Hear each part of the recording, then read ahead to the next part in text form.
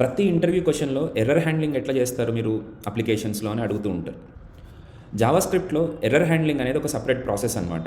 First అందరూ చెప్పే answer ఏంటంటే ట్రై క్యాచ్ యూస్ చేస్తాము అని అంటారు. That is very good answer, and ఆ ఆన్సర్ చెప్పినా కూడా మంచి ఇంప్రెషనే కలుగుతుంది. కానీ దానికి రియల్ టైం ఎగ్జాంపుల్ ఇవ్వండి అని అంటాడు.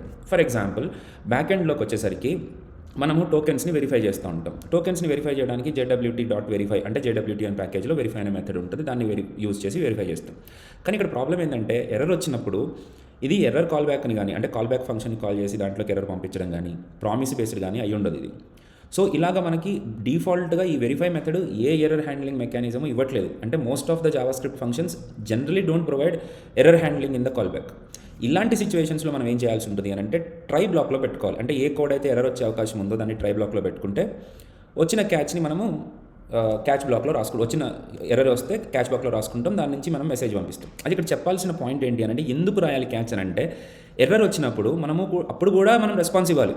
ఎర్రర్ అని వచ్చింది అని అంటే సర్వర్ ఆగిపోద్ది. ఆగిపోయినప్పుడు బ్రౌజర్కి కూడా ఏమీ రెస్పాన్స్ ఇవ్వకుండా అలా చూస్తూ కూర్చుంది అనుకోండి back end server, it's not a good idea. కాబట్టి అప్పుడు కూడా మనం ఒక రెస్పాన్స్ పంపించాలి. సో ఆ HTTP రిక్వెస్ట్కి రెస్పాన్స్ వచ్చినట్టే, కానీ అది ఎర్రర్గా ఒక మెసేజ్గా పంపిస్తే మన ఫ్రంట్ ఎండ్ సర్వర్ బ్రేక్ అవ్వకుండా ఉంటుంది. ఈవెన్ బ్యాక్ ఎండ్ సర్వర్ కూడా బ్రేక్ అవ్వకుండా ఉంటుంది.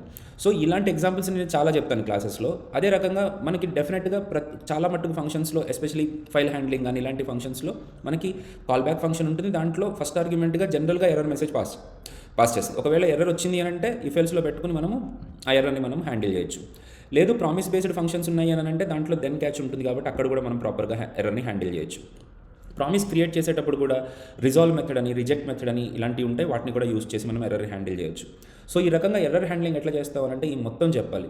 మన పర్సనల్ ఫంక్షన్స్ని రాసుకున్నప్పుడు, అంటే కస్టమ్ ఫంక్షన్స్ని కూడా రాసుకున్నప్పుడు ఎర్రర్ హ్యాండ్లింగ్ కోసం నేను ఒక కాల్ బ్యాక్ రాస్తాను. ఎర్రర్ హ్యాండ్లింగ్ కోసం నేను దెన్ ఇఫ్ ఎల్స్ని యూజ్ చేస్తే మన ప్రామిసెస్ రిజాల్వ్ రిజెక్ట్ని యూజ్ చేస్తానని చెప్తే వాళ్ళు చాలా ఇంప్రెస్ అవుతారు. ఇలాంటి వాటికి నేను almost 10 to 15 practical examples, real time scenarios ఇస్తాను. దానివల్ల మన స్టూడెంట్స్ చాలా బాగా పర్ఫామ్ చేస్తున్నారు ఇంటర్వ్యూస్లో. ఈ వీడియో కనుక మీకు నచ్చినట్లయితే కింద ఒక్కసారి లైక్, షేర్, సబ్స్క్రైబ్ చేయండి. తప్పకుండా మర్చిపోకుండా కమెంట్ చేయండి. అలాగే కోర్సులో జాయిన్ అవ్వాలంటే లింక్స్ ఉన్నాయి కింద, తప్పకుండా క్లిక్ చేయండి. Thank you.